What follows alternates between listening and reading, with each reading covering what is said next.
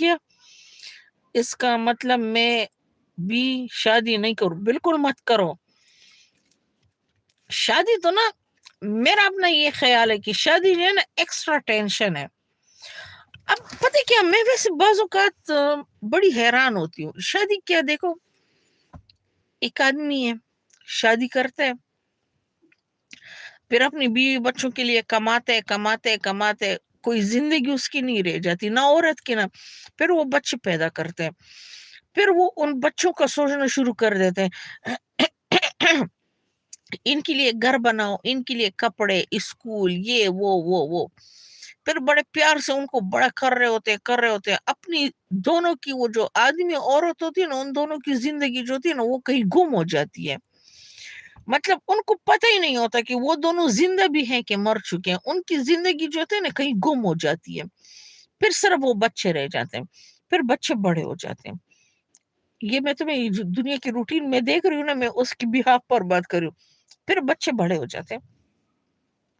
اب بچے بڑے ہو گئے اب وہ دو گمنام عورت و آدمی جنہوں نے اپنی زندگی کو گم کر کے نا ان بچوں کے لیے سب کچھ کیا اب ان بچوں کی شادی کی فکر میں لگ جاتے ہیں. ان کو پڑھایا کھلایا پلایا تعلیم دی پھر ان کی شادیاں کر لیتے ہیں. پھر وہ ایک اور آدمی جنہوں نے اپنی زندگی کہیں پر گم کر دی تھی اب وہی بچے جن کے لیے گم کر دی اب ان کی جب بیوی آ جاتی ہے نا تو پھر ان لوگوں کو اپنے وہ دو ایک عورت اور ایک آدمی جو آلریڈی گم ہو چکے وہ ان پر بوجھ لگنا شروع ہو جاتے ہیں. بہت کم لوگ ہیں جو اپنے ماں باپ کی بڑی عزت کرتے ہیں. بڑے کم ہیں جو لوگ کہتے ہیں نا میں کرتا ہوں. صرف سلام کرنے سے تو عزت نہیں ہوتی ہے نا. ماں باپ کے بڑے حقوق ہوتے ہیں. بہت کم بچے ہیں جو کہ صحیح حقوق پورا کرے. کم از کم میں نے تو معاشرے میں یہی دیکھا بڑے کم لوگ ہیں. پھر وہی اپنے ماں باپ ان پر بوجھ لگنا شروع ہو جاتے ہیں. اگر ان کی ماں کوئی بات کرے تو وہ ان کو نیگیٹو لگتی ہے. ان کا باپ کوئی بات کرے ان کو نیگیٹو لگتا ہے. ان کی بیویاں جو ہوتی ہے پھر وہ کہتی ہے بس اچھا. اور اولاد کو بھی صرف اپنی بیوی کی بات جو ہوتی ہے نا وہ ٹھیک لگ رہی ہوتی ہے. پھر وہی میاں بیوی جو ہوتے ہیں نا ان کو کک آؤٹ کر دیتے ہیں. اب ان دونوں نے جو یہ ایک آدمی اور جو ایک عورت ہے اب یہ بیچارے یہ کہاں گم ہو گئے. اب یہ ماضی ہو گئے. ٹھیک ہے اب یہ ماضی ہو گئے ادھر ہو گئے.